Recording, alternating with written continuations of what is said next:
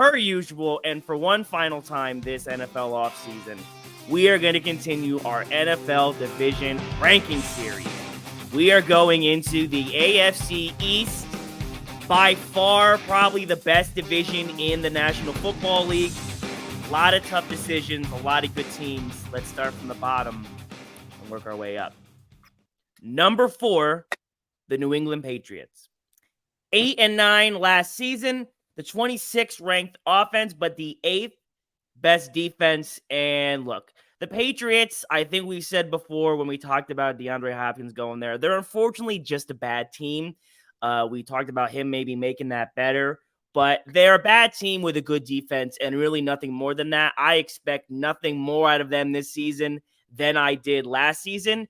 I think the addition of Zeke is either good or bad, depending on how you look at it. Is it good or bad for Mac Jones really is my question, because the good part of it for Mac Jones is like, hey, listen, we know that you're not the greatest, so to take some of that pressure off of you to help win us games and help get us to the playoffs, just hand it off to Zeke. Like, it's okay, we have him now. But then it could also be bad, because is that saying, yo, Mac, we don't want you throwing the ball, hand it off to Zeke, like, let that man do it. Don't you be throwing it away. But like I said, I expect them to kind of go the same way they did last year, and they are the 4th best team in this division. I think what we're about to see is the fall off of Bill Belichick. I'm not saying he's a bad coach, but it's coming to a time where he might need to think about starting to step aside or step into more of a leadership role within the organization, because I don't think he'll ever step away from football completely. But the Patriots at 4 is the only thing that I see here. But now remember, you said this was the toughest conference. At like week 14 or 15 last week, every team in this division was in the playoffs. So moving on to number 3, maybe a hot take for some people. The New York Jets. Whoa. Yeah. 7-10 last season. The 25th ranked offense, the 4th ranked defense. Look, Aaron Rodgers is bad. All right. We have never seen a worse Aaron Rodgers than perhaps that we did last season. What we know about Aaron Rodgers and what Aaron Rodgers is known for is shying away when the lights are brightest and failing when it matters most. You have a team in the New York Jets where they have been bad for a long time. A long time. They have not had a 10-win season since 2015. They are the star of Hard Knocks this season. We've talked about how good the young defense is and how Rodgers is hooking up with these young guys on the team, that the vibes are great. They're bringing in Rodgers receivers. He wanted Nathaniel Hackett. He got it. There's a lot going on in New York, and when there's high expectations for Aaron Rodgers, he crumbles. I do not expect Aaron Rodgers to have this huge resurgence and lead this team to greatness. They are the 3rd best team in this division, and that is just that. I think the Jets are very sneaky. I think that it depends what version of Rodgers we get. If we get the one we've had for the last 2 seasons, or last season and playoffs, the season before, I'm not worried. But they've added Dalvin Cook. They've added, Breece Hall is back off of injury. And before he went on injury, he was pretty good. But it comes down to the quarterback position. I think that the Jets clearly deserve to be at number 3. But they could finish at 2. They have the roster. If you just look at it on paper, they should be a good team. Obviously, yeah, it is on what version they're going to get. But I'm pretty confident they're not going to get that version of Aaron Rodgers. I don't think that version of Aaron Rodgers in this type of an environment exists. It's gone. It's never happened. They're the 3rd team in this division, which brings us to the number 2 spot, and that is the Miami Dolphins. And I would just like to say that Steve and I have talked about the Dolphins many a time over the past few months about different things, obviously being his team. I have been very cautious and very kind of weary of Miami's success, and they are probably the biggest team, or the team with the biggest health questions. When Tua is healthy, and I've done some research today, everyone has so far said that he's going to be the week 1 starter. He's making great strides. Mike McDaniel said some weird, it sounded like he was having a stroke at the podium. I don't know if you saw him talking about Tua's health. I can say hard facts that I've seen with my own eyes. It's been it's top 5 on the team in terms of, we've had a lot of guys really step their game up. He was already invested before this year, but then, taking a bunch of things that have happened, he really put an onus on controlling what he could control. But when Tua is healthy, in the 13 games Tua played last season, he is 65% completion rating. He is 25-8 from a touchdown interception ratio, and he's 105.5 QBR. That's pretty solid numbers. And my thing has been, it's a small sample size, and that's still true.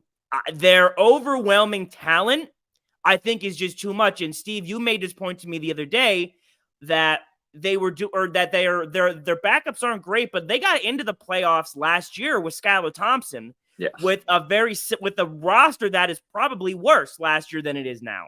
I'm not a huge Mike McDaniels guy. I think he's weird and a little sketchy. I don't know how he runs a football team, but the guys love him. You hear no bad words about him. They buy into the system, and I think with all of that good energy, the positivity from Tua's end, and like I said, I just think from top to bottom, they're one of the 5 most talented rosters in the league, and on that alone, I think they'll stay afloat and be the number 2 team in this division. Adding Vic Fangio, the defensive coordinator for the Dolphins, bringing in Bradley Chubb, Jalen Ramsey, and then just having Tua have an entire offseason to work. And listen, in our first playoff game last year, we lost to the Bills by 3 points on a last-second field goal. And you know what? I think our roster, like you said, I think we're better this year than we were last year. So who knows? If we don't draw the Bills in the first round, maybe we can get out of the first round for the first time since, 2005. But yeah, Dolphins are second in this division, and I'm glad we've reached a consensus on that. And obviously, with the number 1 spot in this division, it's the Buffalo Bills. 13-3 last year, losing 27-10 to Cincinnati in the divisional round. The 2nd best offense and the 6th best defense. And here's what I'll say, Steve. I did a lot of research today for this division because I knew how hard it was going to be. I watched a lot of different videos to hear what other people were kind of thinking, did some of my own research, formulated my own thoughts. And what I found myself doing is what I found once I caught me doing it, and I caught some other people on sports doing it and sports television stuff doing it too. I was looking for a reason to doubt Buffalo.